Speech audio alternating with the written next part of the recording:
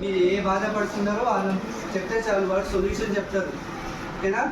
Compulsory మీ గుర్తు పెట్టుకోండి, మీ బుక్లో రాసుకోండి. తర్వాత న్యూట్రిషన్ అంటే మన తినే ఆహారం మంచిగా తినాలి. ఎందుకు? మనం హైట్ పెరగాలి, వెయిట్ పెరగాలి, ఆరోగ్యంగా ఉండాలి, ఇమ్యూనిటీ పెరగాలి అంటే ఫస్ట్ మనం మంచిగా తినాలి. మంచిగా ప్రోటీన్స్ దేనికి ఉపయోగపడతాయి చెప్పండి? హైట్ వెయిట్కి పెరగాలంటే ప్రోటీన్స్ మంచిగా తీసుకోవాలి. ప్రోటీన్స్ ఏ దాంట్లో ఉంటుంది?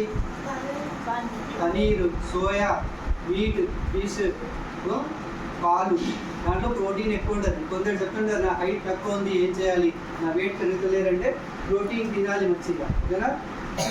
తర్వాత హైట్ వెయిట్ అనేది మన జెనెటిక్స్, మన తాత వాళ్ళు, మా అమ్మ నాన్న వాళ్ళు ఎట్లా ఉన్నారు దానిపైన కూడా డిపెండ్ అయి ఉంటుంది. ఫుడ్ కాకుండా అవి కూడా చూడాలి. తర్వాత ఏముంది? ఐరన్ తక్కువ అయితే ఏమైనది? ఎనీమియా, రక్తహీనత. హిమోగ్లోబిన్ మనకి ఎంత ఉండాలి? 12 గ్రాములు అంటే ఎక్కువ ఉండాలి. రక్తం తక్కువ ఉందంటే ఏమవుతుంది?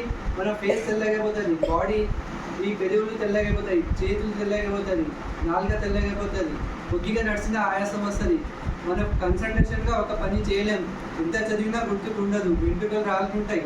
ఇవన్నీ రక్తం తక్కువ ఉంటే లక్షణాలు. ఓకేనా? రక్తం ఎట్లా తక్కువ అవుతాయి? కొన్ని కడుపులో నులి పురుగులు ఉంటాయి, మనం తినే ఆహారం అబ్జర్వ్ కాదు, అవి తినేస్తాయి. ఇంకా కొందరికి ఫ్రీక్వెంట్ ఇల్నెస్ అయిపోతుంటారు, జ్వరాలు, సర్ది, దగ్గు, న్యూమోనియా, వాళ్ళు రొటీన్గా అదే నడుస్తుండదు. వాళ్ళు అట్లా అయినప్పుడు వాళ్ళకి ఆకలి కాదు, సరిగ్గా తినరు, దాని నుంచి కూడా వాళ్ళకి హెచ్బి లెవెల్స్ అనేది తక్కువ అయిపోతాయి. ఇంకోటి కొందరికి బ్లడ్ లాస్, గర్ల్స్ కాబట్టి మెన్సురేషన్లో బ్లడ్ లాస్ అనేది ఎక్కువ అవుతుంది, దాని నుంచి కూడా మనకి రక్తం తక్కువ అయిపోతుంది. ఇంకా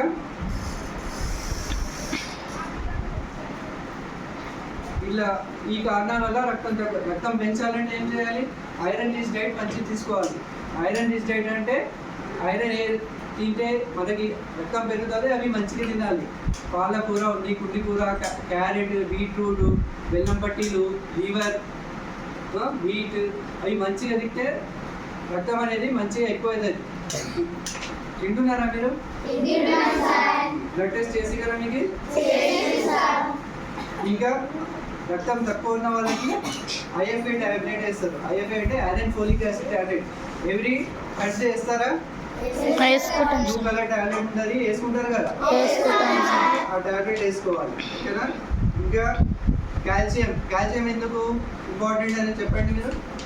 బోన్స్ గట్టి. కాల్షియం విన్నారా ఎప్పుడైనా? కాల్షియం అని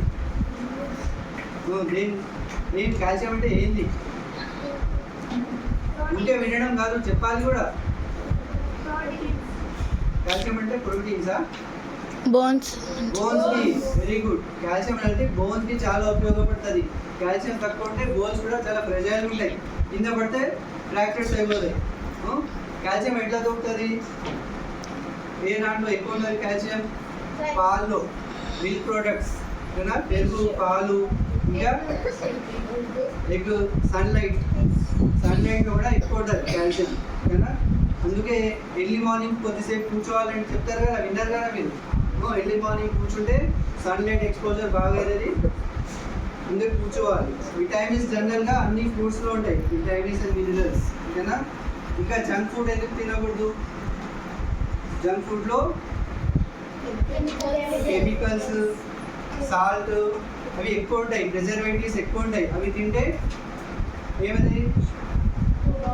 చాలా వరకు మనకి గ్యాస్ట్రైటిస్ ప్రాబ్లం రావచ్చు, ఇంకా వేరే వేరే రకరకాల క్యాన్సర్స్ రావచ్చు, బీపీ, షుగర్ రావచ్చు. అదే లాంగ్ టర్మ్ ఎక్కువ తినే వాళ్ళకి ఫ్యాట్ అనేది బాడీలో ఎక్కువైపోతుంది.